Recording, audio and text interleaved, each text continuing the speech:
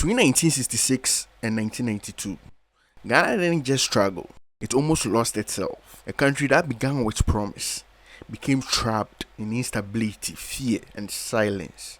Coup after coup, leaders rising, leaders falling, institutions breaking up one after the other. And after 25 years of this, it all came to an end. But here is the question no one really asks: how did Ghana fall so far and so fast in this short period of time? And most importantly, did they really recover?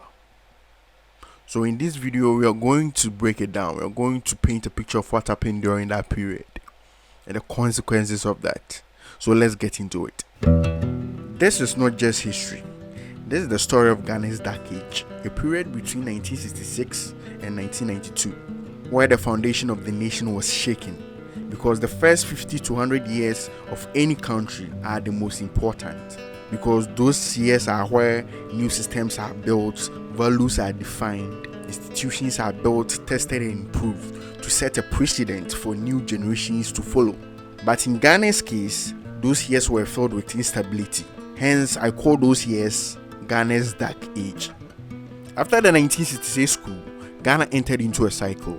A civilian government followed by a military government, another civilian government, then another coup, followed by another coup, over and over again.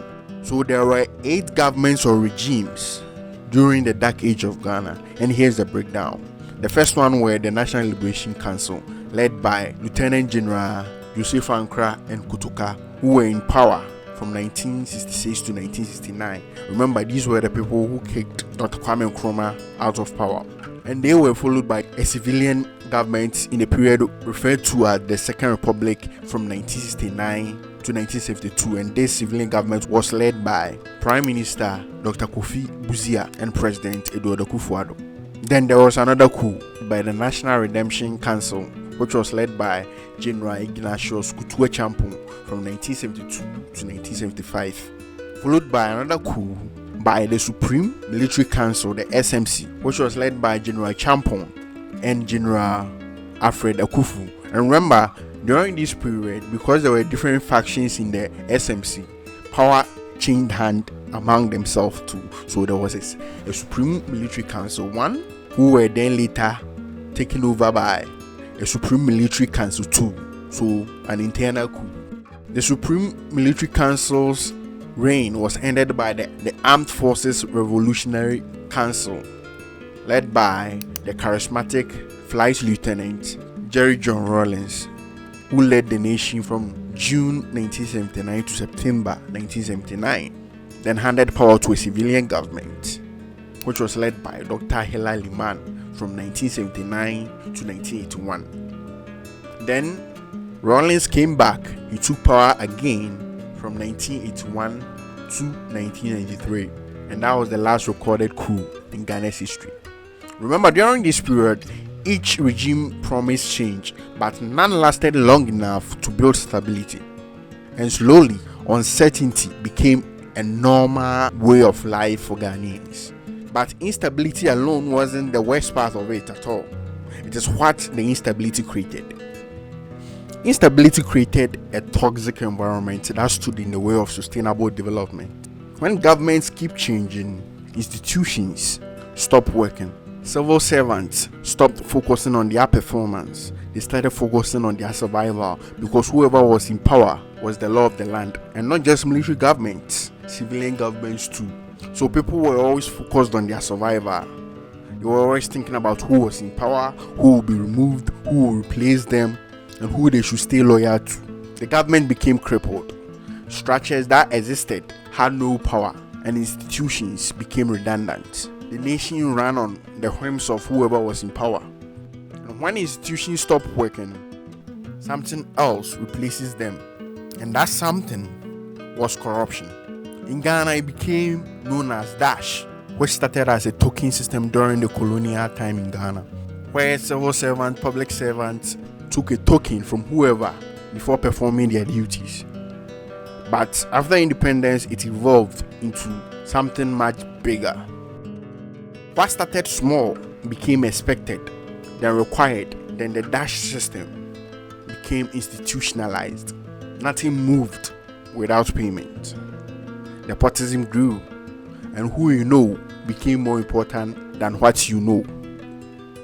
And over time, a system of quiet theft emerged. Not chaos, but organized exploitation.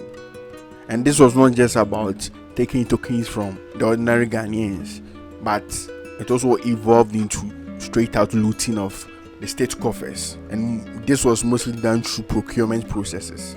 And to today, that's how most of the money stolen from Ghanaians through corruption are done. But during this age, corruption didn't just affect money. It began destroying the country itself. As I said, it not just burdened the ordinary Ghanaian, it altered the institutional culture of Ghana forever. And not only that, it began to take a toll on the whole nation. Public infrastructure began to die. Roads, hospital, public systems, transportation, economic and security systems. Maintenance dropped. Investment slowed down. Everything started breaking down. Even urban and regional planning was abandoned.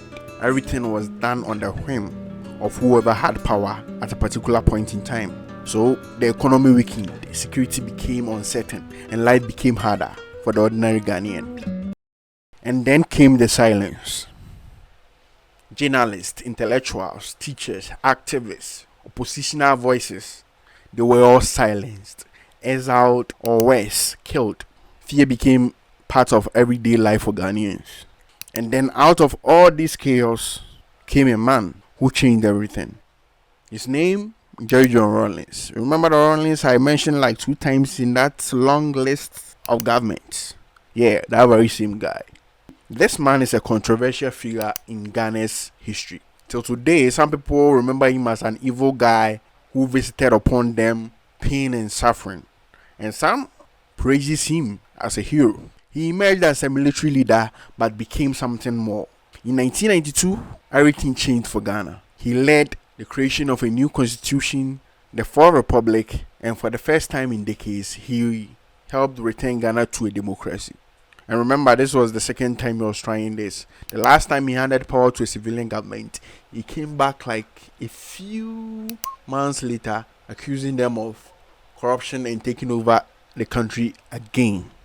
But this time, the democracy lasted for 34 years, making Ghana the longest running democracy in Africa. But here's the real question. Did he choose democracy or was he pushed into it? Because some people believe there were internal pressures that forced him to it, like the economic hardship, the public frustration with the dark ages. And some also believe he was simply patriotic and wanted a better Ghana. While the others who say there was external pressure, like a lot of sanctions, and the global community also pushed Ghana into democracy. So whether it was out of his goodwill or whether Ghanaians pressured him into it, the fact remains that the instability ended with him. Because since the 1992 referendum, Ghana has had stability, elections, peaceful transition of power from one political party to the other. But the question remains, have we truly recovered? Or are we still living with the consequences of the dark age?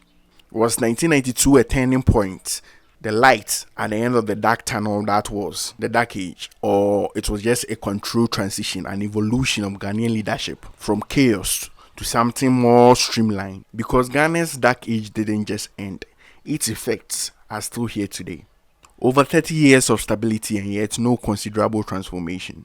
Ghana is still a third world country with poor public infrastructure, a bad economy, undependable public systems, very corrupt government and political class. In fact, Ghanaians today believe that the quickest way to wealth is through politics, for you to get a political position and use it to get wealth through corruption. This shows you how rooted the culture of corruption is in the country. Ghanaian governments have been so bad that they could not even establish a basic, effective and dependable sewage and garbage disposable system, even in the country capital alone, than to talk of the whole country. This is just to paint a picture of how bad Ghanaian leadership has been during this stable period. And every day, it looks like the aspiration of Ghanaians who had gone through the dark times and into their fourth republic was hijacked by greed. And what remains is just a wet dream for Ghana to become a utopia, a gateway to Africa. And when you look at this and you look throughout the history of Ghana, you can clearly see a pattern. A powerful few making choices for the whole nation. Choices that only benefit their personal interests in spite of their patriotic rhetorics. None of their actions significantly transform the lives of Ghanaians, whether their governments are civilian or military. Nothing really changes. That's why I say that apart from political stability, nothing has really changed in Ghana, and Ghanaians deserved better. And for things to change, to suit the ordinary Ghanaian, they must take active part in their governance. They must stop being spectators and start demanding accountability. Not just periodic elections, but raw accountability where people get punished for their actions that cost the state. And they must also start breaking from their current political class, who over the 30 years of stability have shown that they don't really care about Ghanaians. And they must start doing this by choosing good leaders from their local governments to their central government. They must educate themselves and become aware of the pit they find themselves in and how to get out. Unity must prevail for them to be able to break this cycle, because history doesn't disappear, it echoes, and so does the effects and the elements of the dark age. And if we don't understand it, we risk repeating it over and over again. So that's the end of the video. If you like this video, subscribe, click the bell button to get notification of new videos, and see you in the next one.